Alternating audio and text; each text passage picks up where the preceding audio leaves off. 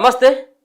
గ్రామ పంచాయతీ ఎన్నికలు ఎప్పుడెప్పుడా అని చెప్పేసి ఎదురు చూస్తున్నటువంటి వాళ్ళకి ఒక గొప్ప శుభవార్త అని చెప్పుకోవచ్చు. ముఖ్యంగా పోటీ చేసేటువంటి వాళ్ళకి చాలామంది గ్రామ పంచాయతీ ఎన్నికలు జరిగితే రిజర్వేషన్లు ఎట్లా ఉంటాయి, ఒక పక్కనేమో ప్రభుత్వం బీసీలకు 42% రిజర్వేషన్ ఇస్తుంది కాబట్టి రిజర్వేషన్లు ఇప్పుడు ఏమైనా మారుతాయా, బీసీలు ఎక్కువ మంది సర్పంచులు కావచ్చు, ఎంపీటీసీలు, జెడ్పీటీసీలు వీళ్ళు ఎక్కువ స్థానాల్లో పోటీ చేసేటువంటి అవకాశం ఉంటుందా అన్నటువంటి దానిపైనే ప్రధానంగా ఇప్పుడు చూస్తూ ఉన్నారు. రిజర్వేషన్లు పాతగా ఉన్నటువంటి రిజర్వేషన్లు అమలైతాయా, ఇప్పుడు కొత్త రిజర్వేషన్లు ఏమైనా మారబోతా ఉన్నాయా?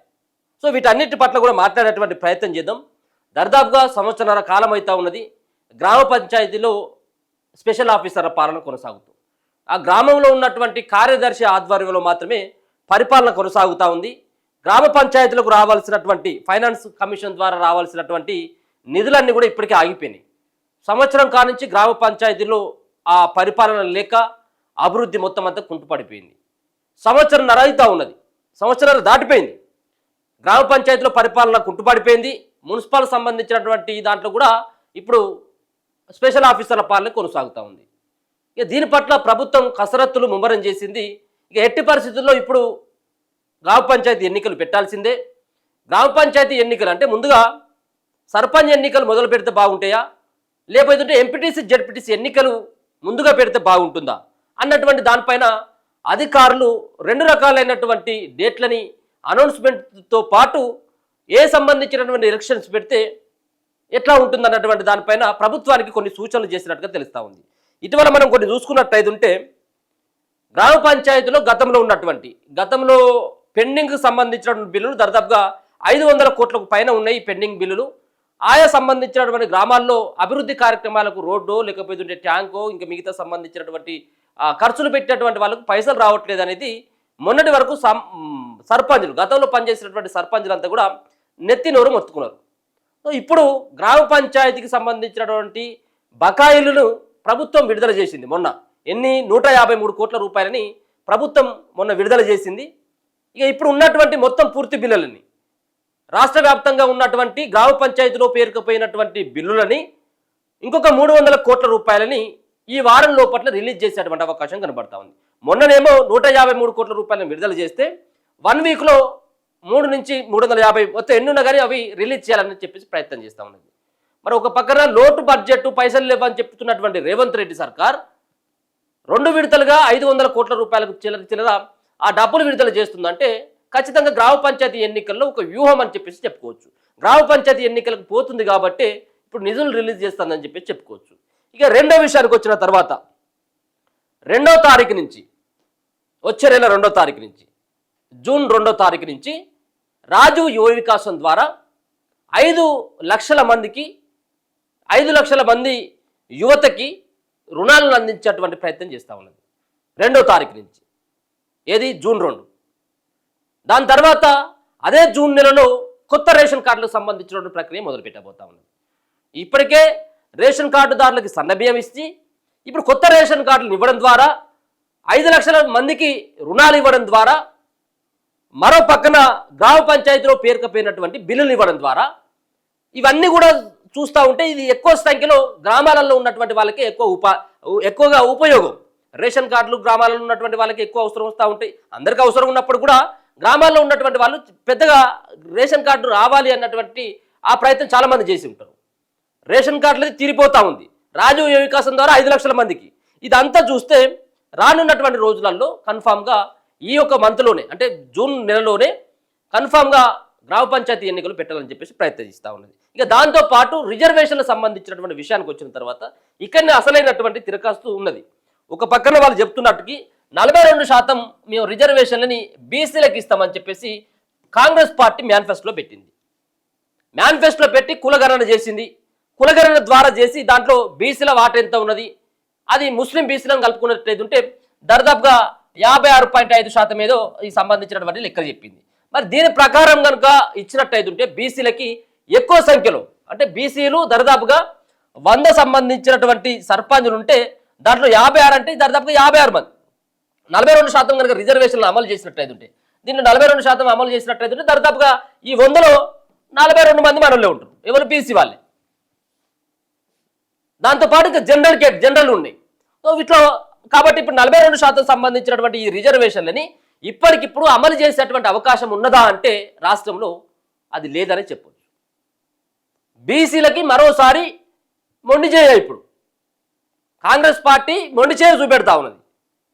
ఎందుకు అంటే ఈ 42% రిజర్వేషన్ని అమలు అయ్యేటువంటి అవకాశం 100% లేదు. ఎందుకు లేదు అంటే వీళ్ళు ఆల్రెడీ కులగణనకు సంబంధించినటువంటి ఈ రిజర్వేషన్లు బిల్లులు 42% బీసీలకు సంబంధించినటువంటి బిల్లుని కేంద్రానికి పంపాలన్నటువంటి ఉద్దేశం ఉంది. ఇప్పుడు ఇదంతా కూడా రాష్ట్రపతి దగ్గర ఆగిపోయింది. ఏది రిజర్వేషన్లు బీసీలకు సంబంధించినటువంటి రిజర్వేషన్ బిల్లు ఎందుకు ఆగిపోయిందంటే ఇప్పుడు కేంద్రం ఒక నిర్ణయం తీసుకున్నది. ఏమని? ఇప్పుడు కులగణనతో పాటు జనగణన సంబంధించినటువంటిది కూడా మేము చేయబోతా ఉన్నాం దేశవ్యాప్తంగా అనేది కేంద్రం తీసుకున్నటువంటి నిర్ణయం. మరి కేంద్రం ఒక పక్కన ఇప్పుడు రాష్ట్రంలో చేసింది కాబట్టి రాష్ట్రాన్ని వదిలిపెడుతుంది మన తెలంగాణ అంటే అట్లా కూడా వదిలిపెట్టది. మళ్ళీ దీన్ని కూడా చేయాలి, తెలంగాణను కూడా చేయాలి మళ్ళీ కేంద్రం. కాబట్టి ఇప్పుడు చేసినటువంటి తెలంగాణ రాష్ట్ర వ్యాప్తంగా చేసినటువంటి ఈ కులగణన బిల్లు అది కేవలం నాలుగుకి ఇక్కోవడానికి తప్పించి దీనికి పనికిరాదన్నట్టే.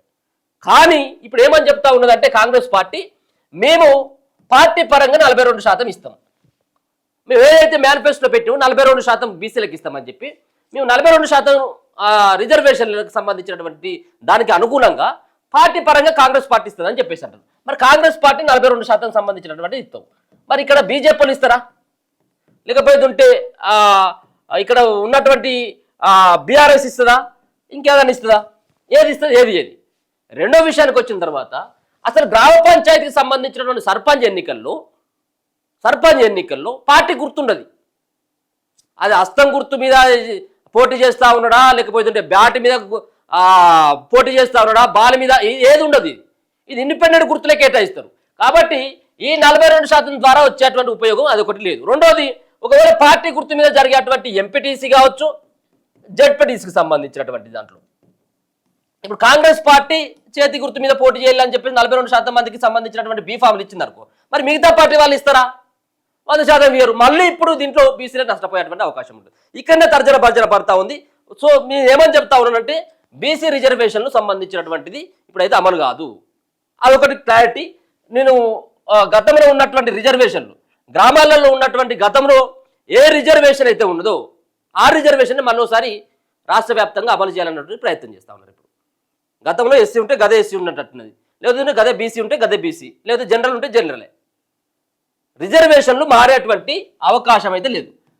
ఒకవేళ కనుక బిల్లు ఆమోదం పొందినట్టయితే ఉంటే రిజర్వేషన్ మారగావచ్చేమో. కాబట్టి ఈ రిజర్వేషన్లు పాత పద్ధతిలోనే